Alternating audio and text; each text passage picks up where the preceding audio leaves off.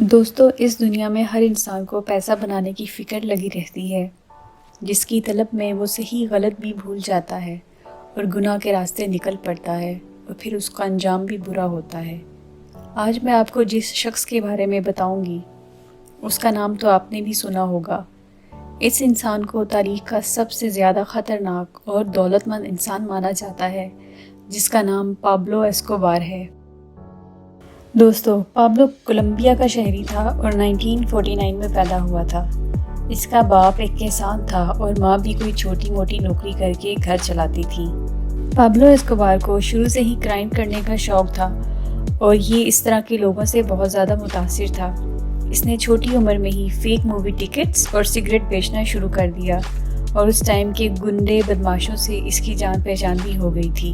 1970 میں Colombia cocaine کا اڈا بن چکا تھا۔ اسمگلرز بھاری تعداد میں کوکین کو کولمبیا سے امپورٹ اور ایکسپورٹ کرتے۔ کولمبیا میں تو کوکین کی جیسے فیکٹریز لگ گئی تھیں۔ اس کا اندازہ آپ اس بات سے لگا لیں کہ ہر مہینے صرف امریکہ کو ہی کولمبیا 80 سے 100 ٹن کی کوکین اسمگلنگ کے راستے بھیجتا۔ پھر باری آتی ہے پابلو ایسکوبار کی۔ پابلو نے اس میں سب کو پیچھے چھوڑ دیا اور ایسے راستے ایجاد کیے جہاں سے بآسانی اسمگل کی ہوئی اشیاء گزاری جا سکتی تھی۔ نہ صرف یہ بلکہ اس نے نارمنز کے آئی لینڈ پر اپنا پرائیویٹ شپمنٹ پوائنٹ کھول لیا اور آہستہ آہستہ جزیرے کی باقی زمین بھی کم پیسوں میں خریدتا چلا گیا۔ یہ آئی لینڈ امریکہ کی اسٹیٹ فلوریڈا سے صرف 350 کلومیٹر دور تھا اور اب تو پابلو کو کوئی روکنے والا بھی نہیں تھا اور یہ دیکھتے ہی دیکھتے کولمبیا کا سب سے بڑا اسمگلر بن گیا اور لوگ اس کو ڈرگ لارڈ کہہ کر بلانے لگے، جس نام سے یہ آج بھی جانا جاتا ہے۔ اس نے اپنے جزیرے پر اپنے محل نما گھر، ہوٹلز اور ویئر ہاؤس بنا لیے جہاں سے یہ کوکین کو جمع کرتا فلوریڈا میں اسمگل کرتا۔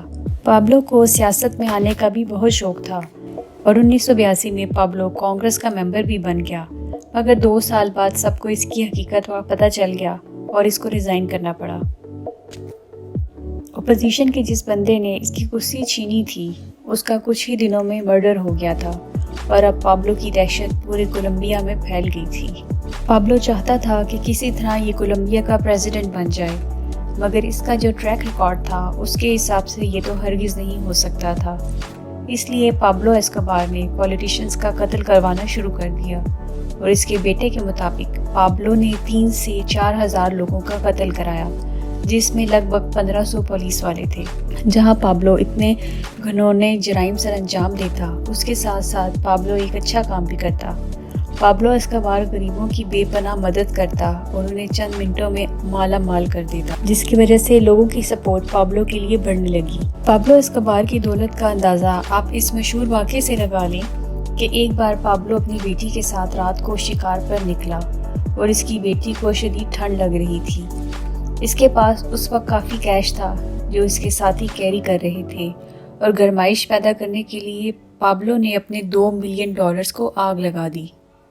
ایک غریب کسان کا یہ بیٹا تقریباً 40 سال کی عمر میں ہی اس وقت کا دنیا کا سب سے امیر انسان بن چکا تھا اور اس وقت اس کی نیٹ ورتھ $30 بلین تھی، جو کہ کہیں $100 بلین کے قریب بنتے ہیں۔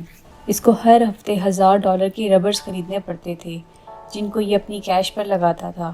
یہ اپنے پیسے تہخانوں میں رکھتا تھا اور خالی اربوں روپے تو چوہے کھا جاتے تھے یا تو گل سڑ کر پھٹ جاتے تھے۔ مگر دوستو، انسان جو بیج بوتا ہے اس کا پودا تو اگتا ہے۔ امریکن حکومت ایکشن میں آ گئی اور کولمبین حکومت سے پابلو کو ان کے حوالے کرنے کا کہا، مگر پابلو اتنا پاورفل ہو چکا تھا کہ کولمبین گورنمنٹ بھی یہ کرنے سے ڈرتی تھی۔ پابلو کو ڈر تھا کہ کبھی بھی اس کے ساتھ کچھ بھی ہو سکتا ہے، اس لیے وہ خود ہی سرنڈر کر گیا، مگر اس شرط پر کہ یہ اپنی جیل اپنے حساب سے ہی تعمیر کروائے گا۔ اور ایسا ہی ہوا۔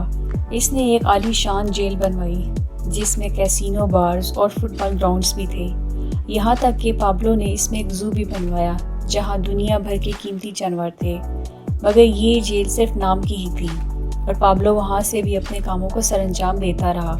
اب کولمبیا کے پاس اور کوئی چارہ بھی نہیں تھا کہ اس کو پکڑ کر نارمل جیل میں بند کریں، مگر پابلو کو اس کی بھی خبر پہلے سے ہی ہو چکی تھی اور یہ اپنے تعمیر کردہ جیل سے بھی فرار ہو گیا۔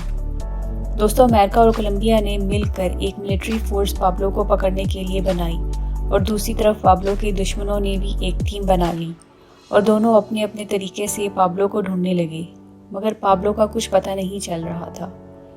مگر برائی کا انجام برا ہی ہوتا ہے۔ 16 مہینے کی محنت کے بعد 2 دسمبر 1993 میں پابلو کے ٹھکانے کا پولیس کو پتہ لگ گیا اور انہوں نے اس پر ریڈ کر دی، جس میں پابلو اسکوبار مارا گیا۔ یہ تھی ہماری آج کی ویڈیو۔ امید کرتی ہوں کہ آپ کو انفارمیٹیو لگی ہوگی اور آپ کی معلومات میں اضافہ ہوا ہوگا۔